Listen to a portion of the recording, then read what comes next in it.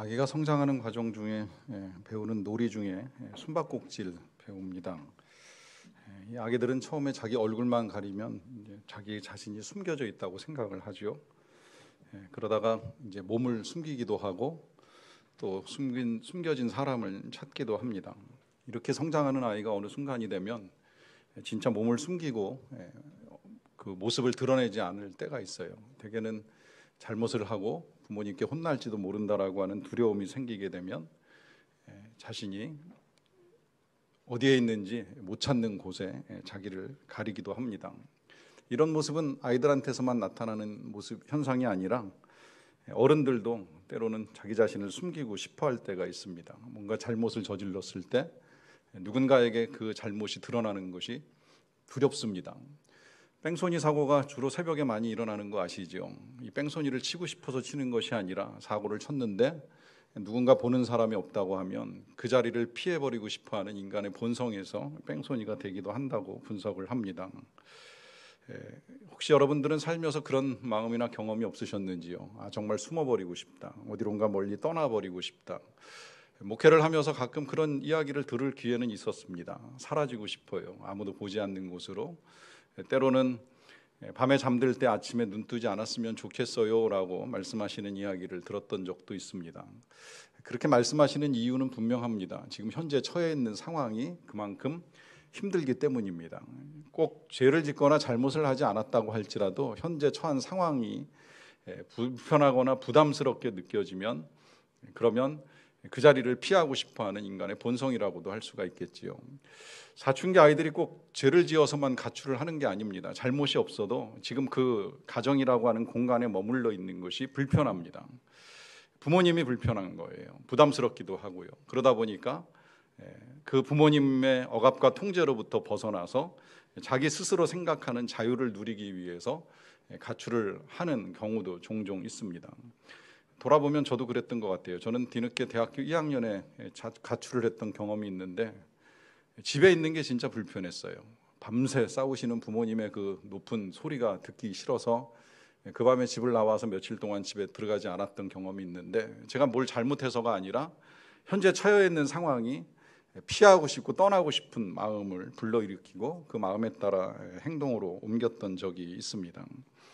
이런 일은 여러 가지 경우에 나타납니다. 회사 생활 하다가도 지금 일하고 있는 그 자리가 불편하게 느껴지면 떠나고 싶다, 사표내고 싶다 하는 생각을 누구라도 한 번쯤은 해볼 것이라고 여겨집니다. 심지어 교회를 다니면서도 그렇잖아요. 때로는 교회를 떠나고 싶다, 아니라면 하나님을 떠나고 싶다. 이유가 여러 가지 있을 수 있겠습니다만은 뭔가 불편한 거예요. 죄를 지어서 불편할 수도 있고, 죄를 짓고 싶은 마음을 가질 때 하나님이 안 계셨으면 좋겠다고 생각을 할 때도 있고, 그냥 스스로 하나님을 떠나서 하나님 없는 곳에서 내 마음껏 좀 자유롭게 살고 싶은 욕망을 가졌을 때도 그런 생각이 가능한 것이고요. 또 왠지 교회를 다니고 하나님을 믿다 보면 하나님께서 명하시고 시키시는 일들이 마음의 부담감이나 불편함으로 다가올 때 하나님을 피하고 싶다는 생각을 가질 수도 있습니다. 이런 생각을 가지는 것이 우리들만이 아니라 성경에 등장하는 사람들도 비슷한 생각을 가질 때가 있었다는 것이죠. 오늘 그것을 이 시를 쓴 다윗이 우리에게 보여주는데요. 7절에서 이렇게 고백합니다. 내가 주의 영을 떠나 어디로 가며 주의 앞에서 어디로 피하리이까. 하나님의 영을 떠나서 어디로 갈 수 있을까? 하나님 앞에서 어디로 피할 수 있을까 하는 탄식처럼 보입니다. 요즘 같으면 이런 탄식도 우리 입에서 나올 수 있을 것 같아요. 우리가 요새 정말 코로나를 떠나 어디로 가며 오미크론을 피해 어디로 갈 수 있다고 생각을 합니까? 너무 이제 많이 퍼져나가다 보니까 과연 피할 수 있을까? 아직까지는 잘 피해서 우리가 이렇게 모여서 예배를 드릴 수 있는데 정말 언제까지 피할 수 있을까 하는 생각을 하는 이 모든 것들은 현재 상황에 대한 불편함이에요. 피하고 싶다고 하는 욕망의 표현입니다. 오미크론도 피하고 싶고 때로 하나님도 피하고 싶은 마음의 표현이라고 할 수도 있겠는데요. 이 하나님을 피하고 싶은 시인은 이제 그 피할 자리를 이렇게 저렇게 생각을 해봤던 것 같아요. 만약에 하늘로 올라가면 어떨까? 높은 곳으로 가보겠다는 거예요. 이 낮은 곳에 있어서 하나님께 들키느니 높은 곳에 가면 피할 수 있을까? 근데 안 될 것 같은 거예요. 그러면 땅속 깊은 곳, 스올이라고 표현된 이 죽은 사람이 간다고 여겨지는 그 깊은 곳에 내려가면 하나님을 피할 수 있을까? 그것도 안 될 것 같다는 생각이 드는 거예요. 그 다음에는 이제 새벽 날개를 치며 바다 끝에 가서 과하면 그러면 될까 하는 생각도 합니다. 이때 이 새벽 날개는 새벽에 해가 이렇게 떠오를 때 그 해를 주변으로 해서 퍼져나가는 햇살을 의미하는 거예요. 말 그대로 해의 날개를 의미하는 겁니다. 이 햇살이 굉장히 빠른 속도로 퍼져나가는 거 아시죠? 해가 떠오르게 되면 그 햇살은 정말 하늘 끝까지 땅 끝까지 닿을 만큼 굉장히 빠른 속도로 퍼져나가는데 마치 그야말로 빛의 속도로 바다까지 달려가서 거한다고 하면 하나님의 눈길을 피할 수 있을까 하는 생각도 해보는 거예요. 그런데 거기도 하나님을 피할 만한 곳이 아니라고 하는 의미를 담고 있습니다. 틀림없는 사실이지요. 하나님을 피할 수 있는 곳은 이 세상 어디에도 없습니다. 그냥 우리 생각, 우리 마음으로 하나님이 안 계실 거야, 하나님이 안 보실 거야 라고 하는 생각을 할 수 있을지는 모르겠지만, 그러나 하나님을 피할 만한 자리는 한 군데도 없다라고 하는 것입니다. 그래서 성경에서도 보면 하나님을 피하고 싶어 했던 사람들이 결국 피할 수 없다라고 하는 것을 몇 차례 우리에게 보여주잖아요. 지난주에 소개했던 아담과 하와도 죄를 짓고 난 다음에 하나님을 피해 숨었어요. 그런데 어찌 하나님께 숨길 수가 있겠습니까? 그들이 숨은 걸 아시고 하나님이 찾아오셔서 물으시잖아요. 아담아, 네가 어디 있느냐? 어디 있는지 다 아시고 물으시는 거예요. 다시 나오라는 거죠. 피할 수 없는 상황이라는 걸 하나님이 먼저 말씀을 하십니다. 또 하나님을 피해 도망갔던 사람 중에 우리에게 잘 알려진 요나가 있습니다. 이 요나는 부담스러웠어요. 불편했어요. 하나님이 명하시는 것들을 행해 나가는 것이 마음에 들지 않았습니다. 그래서 하나님을 피하겠다고 생각을 하고 그야말로 바다 끝 욥바에 가서 배를 타고 더 멀리 가기 위해서 배에 몸을 숨기고 그것도 배 가장 아래쪽에 자신을 숨기지요. 이쯤 되면 하나님께서 찾아오실 수 없을 거야, 날 찾을 수 없을 거야 라고 하는 생각을 가지고 배 밑창에 내려가 깊이 잠이 들었습니다. 그러나 하나님은 거기까지 찾아오셔서 그를 끌어내시고 그가 다시 하나님께 돌아올 수 있게 하시지요. 그러는 가운데 바다에 던져지고 물고기 뱃속으로 들어가는 일도 있었어요. 그러나 거기서도 하나님은 다시 그를 꺼내셔서 하나님의 길로 인도를 하십니다. 나중에 이 요나가 그렇게 물고기 뱃속에 들어갔다가 나와가지고 하나님께 기도를 드린 내용이 기록되어 있는데 그런 고백을 하잖아요. 내가 산의 뿌리까지 내려갔사오나 거기서 주께서 나를 인도하십니다. 산의 뿌리, 바닥까지 뻗어 내려간 그 깊은 물속까지도 하나님이 오셔서 찾으시고 이끌어 주신다는 거예요. 이 고백을 통해서 정말 우리가 하나님을 피할 만한 곳은 없다라고 하는 것을 분명하게 알게 됩니다. 자, 이렇게는 지금까지 이제 공간적으로 피할 만한 곳이 있는가 하는 걸 살펴봤어요. 그런데 이렇게 공간적으로 하나님을 피할 곳이 없다라고 생각을 하면 그 다음에 이제 시간적으로 하나님을 피할 만한 시간은 언제인가 하는 생각을 하게 됩니다. 사람들의 눈을 피하고 싶을 때는 벌건 대낮보다는 확실히 어두운 밤을 더 좋아합니다. 이게 이제 일반적으로 그런 생각을 가지고 밤에 나쁜 일이 더 많이 저질러지지요. 그러다 보니까 이제 하나님을 피하는 것도 밤이면 가능할까 이제 이런 생각을 하는 거예요. 그래서 11절 보시면 이런 고백도 합니다. 내가 혹시 말하기를 흑암이 반드시 나를 덮고 나를 두른 빛은 밤이 되면 어떠할까? 캄캄한 흑암이 나를 가리고 이 빛이 비추었던 대낮이 다시 밤이 된다면 그럼 하나님을 피할 수 있지 아니할까 하는 생각을 해보게 되는 거죠. 상식적으로는 그렇게 생각을 합니다. 아무래도 낮보다야 밤이 피하고 숨기기가 더 좋은 것이 아니겠는가. 가끔은 낮에도 눈 뜨고 코 베인다라고 하는 말이 나올 만큼 낮에 사람들의 눈을 피하는 것이 어려울 수도 있겠지만 그러나 때로는 낮에도 범죄는 얼마든지 저질러질 수 있다라고 하는 거죠. 그런데 그래도 밤에 훨씬 더 누군가의 눈을 피하는 것이 쉽다라고 생각을 합니다. 그렇다면 하나님도 그렇지 아니할까라고 생각을 하다가 다시 12절에 이렇게 이어나가요. 주에게서는 흑암이 숨기지 못하며 밤이 낮과 같이 비추이나니 주에게는 흑암과 빛이 같음이니이다 합니다.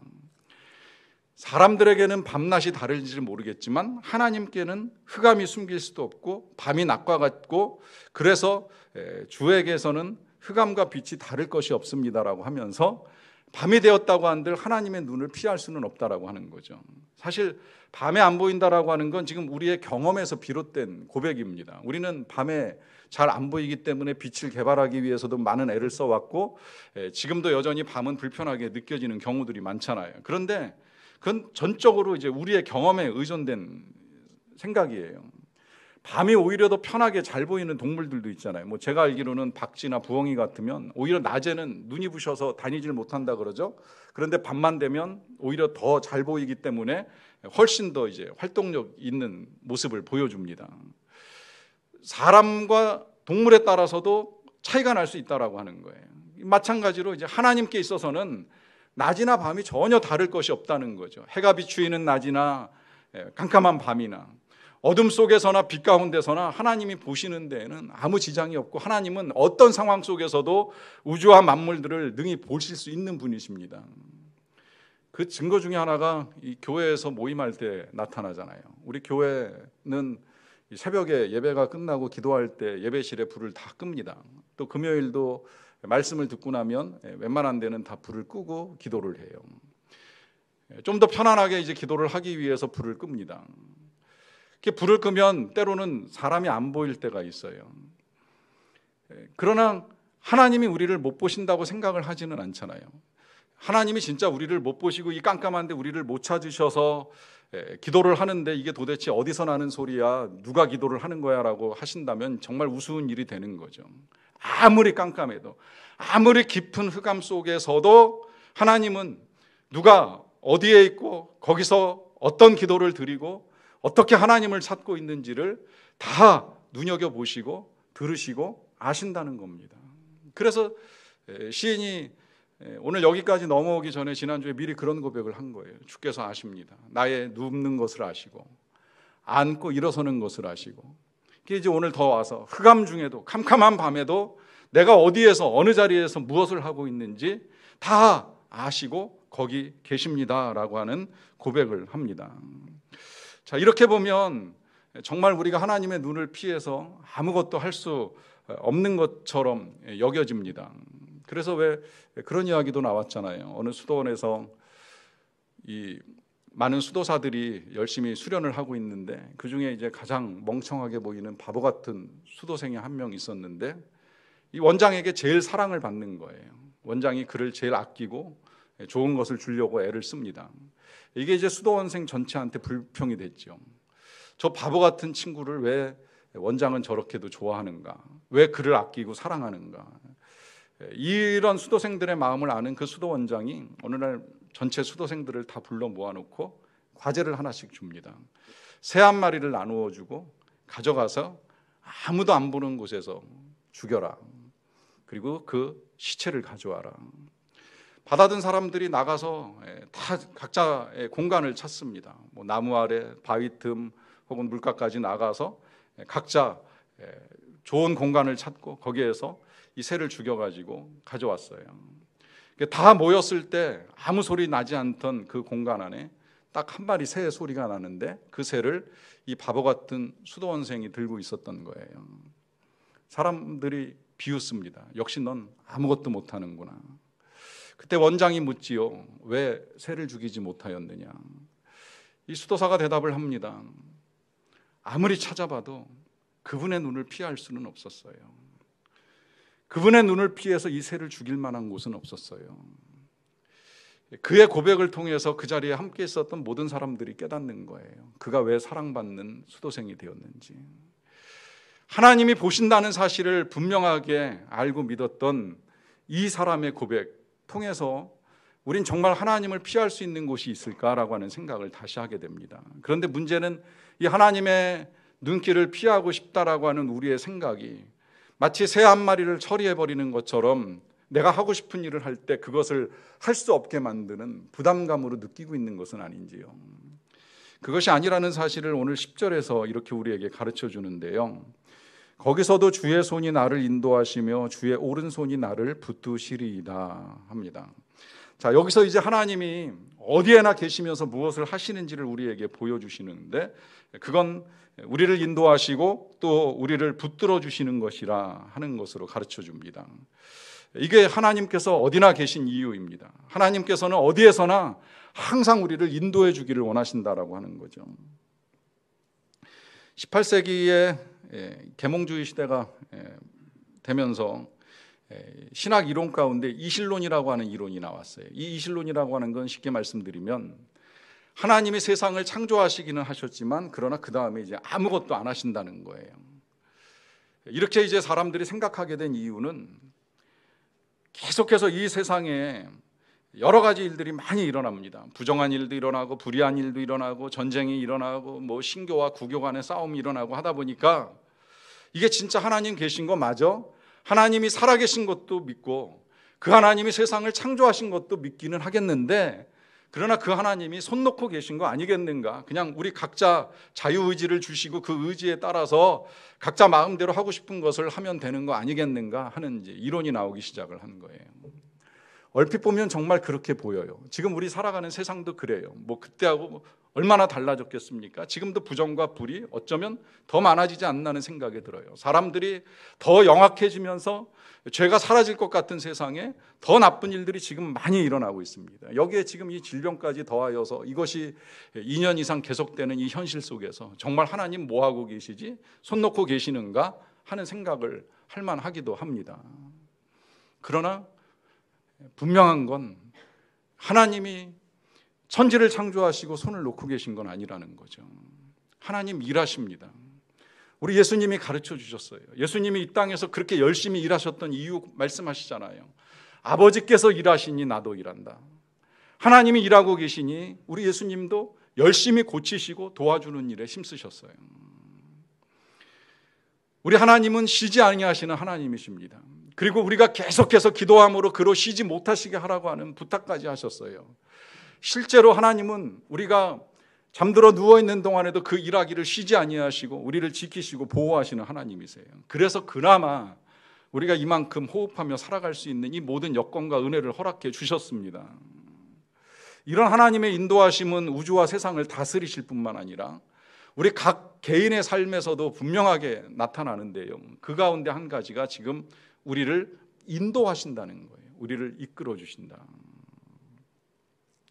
이 인도하신다는 이 하나님의 모습이 가장 잘 비유된 것이 목자라고 하는 표현입니다. 목자. 이때의 목자는 다른 어떤 짐승이 아니라 이제 양을 이끌어가는 목자예요. 이 양이 가지고 있는 독특한 특성을 아시지요? 파라과이 선교사님이 파라과이에서 이렇게 이제 목축하는 걸 보시니까 각 집마다 많은 가축들을 키우더라는 거예요. 이 가축들이 아침만 되면 다 집을 떠나서 지 각기 산으로 들로 이렇게 가가지고 뭐 필요한 것을 뜯기도 하고 먹기도 하는데, 놀라운 건 저녁 때 되고 해지면 다 집을 찾아서 들어온다는 거예요. 주인이 굳이 찾으러 다니지 아니하여도 웬만한 것들은 다 찾아 돌아온다는 거예요. 유일하게 찾아 돌아오지 못하는 가축이 양입니다. 실제 양은 워낙 눈도 어둡고 길도 밟지 않기 때문에 누군가 이끌어주지 아니하면 절대 길도 못 찾고 집도 못 찾는 동물이에요. 그러니까 반드시 목자가 필요해요. 그래서 목자가 항상 앞서 이끌어줍니다. 그럼 양은 따라가는 거예요. 이 비유를 통해서 하나님이 우리에게 가르쳐 주신 거예요. 여호와는 나의 목자이시고 우린 다 양 같아서 그분의 인도하심이 필요하다라고 하는 거죠. 이것이 하나님이 지금 우리의 가운데서 일하시는 방식이에요. 다윗은 누구보다도 이걸 정확하게 잘 경험했던 사람이기 때문에 지금 이제 이런 시를 쓰면서 드러내고 있는 거예요. 그의 삶에 많은 굴곡이 있었던 걸 아실 거예요. 그가 목동으로 때로 왕궁에 들어가기도 하고 다시 쫓겨나서 광야를 헤매고 그러다가 다시 왕이 되어서 왕궁에 들어가긴 했는데 또 아들의 반역을 만나가지고 쫓겨나서 도망을 치잖아요. 그러다가 다시 왕궁으로 들어갔을 때에 그 많은 삶의 변화들 속에서 그가 이제 확실하게 경험한 사실, 그것은 하나님이 자신을 인도하고 계신다라고 하는 걸 확실하게 깨달은 거예요. 그래서 그 하나님이 목자같이 나를 인도하시기 때문에 때로 푸른 초장에서 꿀을 얻기도 하시고 쉴만한 물가에서 안식도 주시고, 때로 너무 힘들어서 사망의 음침한 골짜기를 지나가는 것 같은데 거기서도 지팡이와 막대기로 안위하시고 인도하신다는 걸 시로 고백을 하잖아요. 본인의 경험에서 나온 귀한 고백입니다. 이 하나님께서 지금도 저와 여러분들을 인도하십니다. 인도하시는 방식은 좀 다를지 모르겠어요. 어떤 사람은 말씀으로 인도하세요. 말씀으로 그 길을 제시해 주세요. 어떤 사람은 만남으로 인도하시고, 어떤 사람은 상황과 사건을 통해서 합력하여 선을 이루기 위해 또 우리를 선한 길로 이끌어 가시기 위해서 하나님의 인도하심이 분명하게 드러납니다. 이와 더불어서 하나님이 하시는 일이 아까 읽었던 그 10절 하반절에는 이렇게도 말씀합니다. 주의 오른손이 나를 붙드시리이다. 주님이 붙드시는데 특별히 오른손으로 붙드신다 그래요. 성경에 나오는 이 오른손의 의미를 아시지요? 오른손은 능력의 손길이고 권능의 손길입니다. 하나님의 백성들을 위하여 하나님이 일하실 때에 오른손을 드시거나 이제 오른손을 사용하신다, 이런 표현이 사용이 되는데요. 이 오른손으로 붙드신다라고 하는 말은 특별히 하나님이 인도하시는 과정 중에 인도함을 받는 하나님의 백성이 아주 어려운 상황에 놓여 있을 때 취하시는 태도예요. 아이를 키우다 보면 이 아이가 이제 걷기 시작하면 혼자 걸으려고 애를 써요. 부모가 붙잡아 주려고 하는데 그 손을 뿌리치고 자기 혼자 걸어가다가 넘어지기도 하고 주저앉기도 합니다. 그런 과정을 통해서 이제 걷기도 하고 뛰기도 하는 걸 배워 나가는데, 아무리 아이가 혼자 그렇게 다니는 걸 놔둔다고 할지라도 부모님이 반드시 붙들어줘야 하는 상황이 있죠. 갑자기 뭔가 위험할 때, 같이 잘 걷다가도 길을 건너야 될 때 아이 손 놓고 길을 건너는 부모는 없어요. 반드시 붙잡아줘야 됩니다. 앞에 개울이 나타나거나 험한 돌짝밭 같은 길이 나타났다고 생각을 해보세요. 부모는 강하게 아이를 붙잡습니다. 아니면 안아주기까지 하는 거예요. 하나님의 붙들어 주심이 바로 그런 겁니다. 오른손으로 붙드신다라고 하는 이 말씀의 의미는 우리의 인생에 위험한 상황이 닥쳤을 때 오히려 하나님이 그 권능의 손, 능력의 오른손을 우리에게 펼치셔서 우리를 붙들어 주길 원하신다는 거죠. 문제는 모든 사람이 다 그 손을 붙잡는 건 아니라고 하는 거예요. 아이도 보면 부모나 어른이 그 아이의 손을 붙들어 주고자 할 때 그 손을 뿌리칠 때가 있어요. 혼자 할 수 있다고 생각을 하는 거예요. 나 혼자 가는데 무슨 문제가 있겠느냐고 생각을 하는 거죠. 내 힘으로 할 수 있다고 생각을 하는 거예요. 근데 이런 어린아이의 모습이 어린아이에게만 있는 것이 아니라 어른들에게도 얼마든지 있을 수 있다는 거예요. 내가 내 힘과 내 지혜와 내 능력으로 헤쳐나갈 수 있는 이 인생 속에서 왜 굳이 하나님이 개입하셔서 불편하고 부담스럽게 하시려고 하는가 하면서 그 자만함 가운데 하나님께 겸손하게 손 내밀지 못하고 하나님을 무시하고 거절하는 일들이 일어나게 되지요. 이때 하나님은 인격적이시기 때문에 우리의 자유를 존중하세요. 우리의 힘으로 하겠다고 하시면 하나님도 어찌 하실 수가 없는 거예요. 억지로 하실 수는 없는 거예요. 억지로 그 팔을 움켜잡고 끌고 가시지는 못하는 거예요. 그래서 내버려 두면 그 다음에 걷다 보면 넘어지기도 하고 쓰러지기도 하고, 그래서 다시 일어나려면 시간이 걸려요. 아이가 넘어졌을 때 부모나 어른이 달려가서 붙잡아 일으켜주면 금방 일어날 수 있는 아이도 내버려두면 자신의 힘으로 털고 일어나는데 많은 시간이 걸리는 것처럼 하나님의 손길을 무시하고 살아가는 그 삶이 돌이켜 다시 회복하는 데는 참으로 많은 시간이 걸릴 수도 있다라고 하는 것이죠.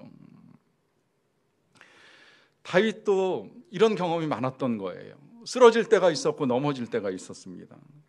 그러나 그가 한 가지 잘한 것이 있다면 그럴 때마다 하나님의 손을 붙잡은 거예요. 하나님이 내미시는 손을 뿌리치지 않고 다시 살리시는 하나님의 은혜를 경험합니다. 그 경험 속에서 오늘 이와 같은 시가 나왔을 것이라고 생각이 되는데요. 이 시에 나오는 단어들을 이렇게도 한번 제가 생각을 해봤어요. 왜 하늘일까? 왜 스월일까? 하늘 그러면 좋은 곳이잖아요. 높은 곳일 뿐만 아니라 우리가 좋은 것을 생각할 때 하늘을 이야기합니다. 우리가 왜 가끔 기분이 너무 좋으면 구름 위에 떠 있는 것 같아, 이제 이런 표현도 사용하지요. 다윗에게 그런 상황들이 있었을 것 같아요. 마치 하늘에 올라간 듯한, 아니면 구름 위에 떠 있는 듯한. 예를 들면 목동으로 지내다가 이제 어느 날 왕의 부르심을 받고 처음으로 왕궁에 들어갔어요. 물론 그 왕궁이 갖춰진 왕궁은 아니었겠지만 그래도 왕이 이런 데 사는구나 이제 하는 경험을 할 수 있는 특별한 경험. 그래서 왕 앞에서 칭찬을 받을 때에 그 기분이 그야말로 하늘을 나는 것 같은 그런 기분 아니었겠습니까? 물론 다시 쫓겨나서 도망다니긴 했지만 진짜 왕이 돼가지고 다시 왕궁의 자리를 잡고 앉게 되었을 때 또 한 번 다시 그는 하늘을 경험했을 거예요.